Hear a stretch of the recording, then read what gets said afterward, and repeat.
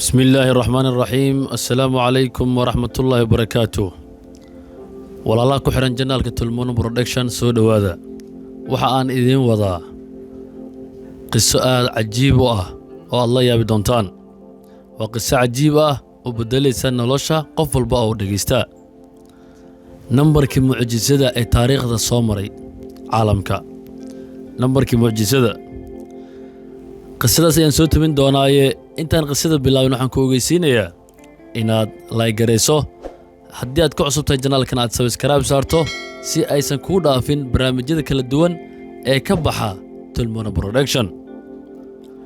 Nin ayaa kooda Maarsa waxa uu yimid hotel waxa uu la hadlay maamulihii hotelka waxa uu ku yiri ma banaan yahay qolka 39aad maamulii baa yiri haa ninkii waxa uu yiri adana ma seexan kara caawa kaliya maamulii waxa uu yiri haa ninkii qolkii ayaa uu aaday hase ahaatee inta aanu aadin ayaa uu maamulii ka dalbaday inuu u keeno dun xariir ah oo caddaan ah midabkeedu 39 sentimitirna ah midib madow ah iyo burtuqaal 72 gram ah maamulkii waa uu la yaabay dalabkan aanu weligii arkin isaga oo kale hase ahaatee waa uu u keenay markii la gaaray bartamaha habeenkii nasiib xumana maamulka qolkiisa waxa uu daris leeyahay qolka 39aad oo uu ninku degan yahay ayaa maamulkii waxa uu qolkii uu ninku deganaa ka dhex maqlay qaylo aad u daran wax la garaacayo iyo wax la jebinayo wax aad moodo in ay xayawaano ku hertamayaan meesha maamulkii waa uu isku naxay isaga oo la yaabay wax meesha ka socdo markii waagii bariyay ninkii xisaabtii habeenkii ayaa uu dhiibay waanu iska baxay maamulkii qolkii ayaa uu galay waxa uu arkay in burtuqaalkii iyo duntii ay sidoodii yihiin sanad kadib bisha Maarso maamulkiina uu arintii hilmaamay ayaa ninkii soo laabtay waxa uu weydiiyey in qolka 39aad uu banaan yahay haa ayaa uu ugu jawaabay haddana waxa uu ka dalbaday dalabkii sanadkii hore oo kale markaa ayaa uu maamulkii soo xasuustay in uu ninkan yahay ninkii hore waxa uu siiyey dalabkiisii sidii oo kale habeenkii oo dhan meeshii dagaal ayaa ka socday qaylada waa ay ka darneed tii sanadkii hore subaxii waa uu iska baxay ninkii kadib markii lacagtii uu bixiyey sanadkii saddexaad ayaa uu ninkiisa soo dhigay qolkii iyo dalabkii ayaa uu dalbaday maamulihii waxa uu go'aan ku gaaray inuu ogaado waxa habeenkii meeshan ka dhaco iyo cid timaado kadib markii uu seexdo habeenkii oo dhan waa uu soo jeeday xilliga dambe habeenkii ayaa qaylo aad u daran kana darantii sanadihii hore hal mar isqabsatay maamulihii naftiisii ayaa uu u baqay in wax meeshan isku dirirayo ay isaga soo weeraraan markii uu waagii u bariyay ayaa uu ninkii xisaabtii iska bixiyey hase ahaatee maamulihii ayaa gacanta ku dhigay oo yiri bixi maysid adiga oo aan ii sheegin wax 3 sano aad halkan u timaado u dalbato dalabkan la yaabka leh iyo dagaalka habeenkii meeshan ka dhaco ninkii waxa uu yiri ballan ma tahay in aadan cidna u sheegaynin sirtayda maamulihii waxa uu yiri haa waa ballan cidna uma aan sheegayo bataatanba ninkii waxa uu yiri ku dhaaro in aadan cidna u sheegaynin maamulkii waa uu dhaartay in uuna cidna u sheegaynin ninkan xaaladiisa iyo sirtiisa ninkii waxa uu yiri sirtaydu waxa ay ahayd nambarka 39aad ayaa uu ninku jeclaa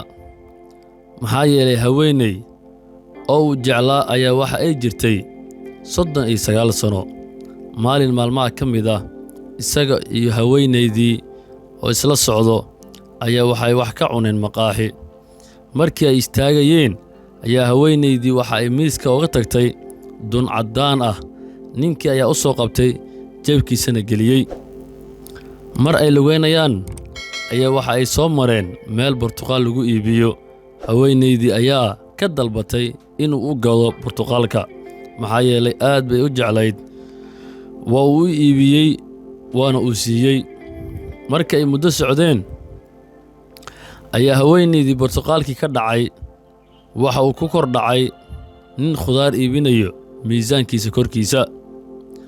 Markii uu ninkii soo qabo is yiri waxa uu arkay Boortaqaalka oo ah 72 garaam. Maalin maalmaha ka mid ah ayaa haweenaydii u yeertay ninkii oo ay ku tiri ii imow aanu cashayne.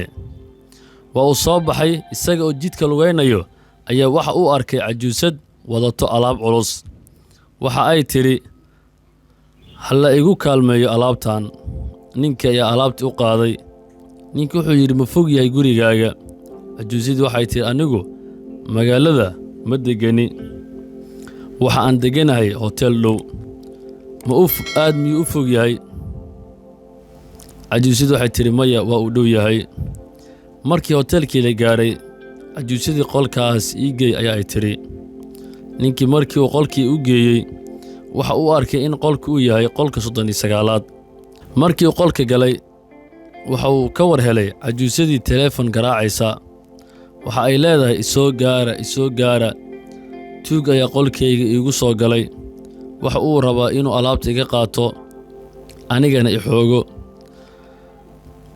Ninkii aad ayaa uu isugu naxay waana uu cararay guriga haweenaydii u yeertay ayaa uu aaday isaga oo leh cajuusadan inkaar ayaa ay qabtaa. Mar hore ayaan xabiibteyda iskala joogi lahaa. Markii uu gurigeedii tegey waxa uu arkay arrin naxdin leh. Waxa uu arkay albaabka oo furan.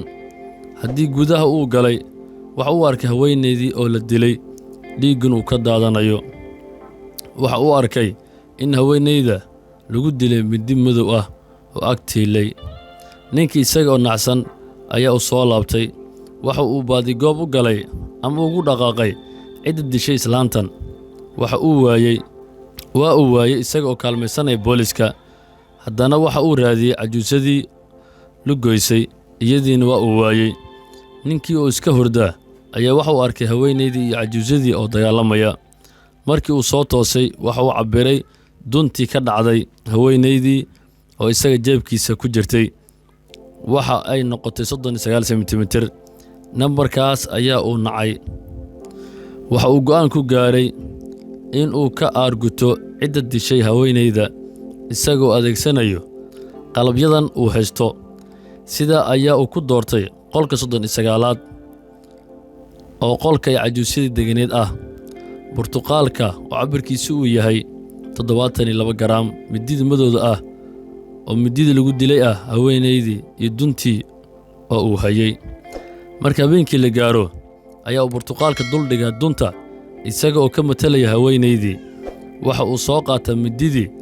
Marka ay qaylo iyo sawaxan dheer bilaabaan isaga oo la xabiibtii waan ku argudayaa.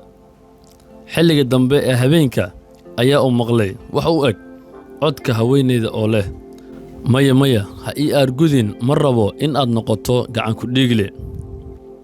Marka ayaa uu alaabta sideeda uga tagaa.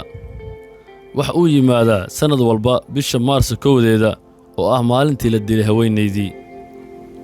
Allahu akbar. Waa qiso cajiib ah weeyaan. In badan idinka midaan ay la yaaban yihiinba ama la yiraahdo dabaqsan yihiinba. oo kuma santahay daawashadaada iyo sida ugu xirantahay janaalka Tulmoon Production oo ah janaal aad ka heshaan idin soo tabiyo fasirka riyooyinka qisooyinka diiniyan iyo maadiyan barnaamijyada fara badan idin soo wado si aad ugu xirnaato haddaad ku cusub tahay subscribe saaro gamalaalkana furo haddaad hore noola joogtayna laagtu waxba kaama dhibayso lacagna kaama gadna innaga ayaa waqti ku bixinay muuqaalo hagaagsan oo qurux badan idin soo tabino aduna laagtu ma laga codsaday dhag si farta hada billahi tawfiiq والسلام عليكم ورحمة الله وبركاته.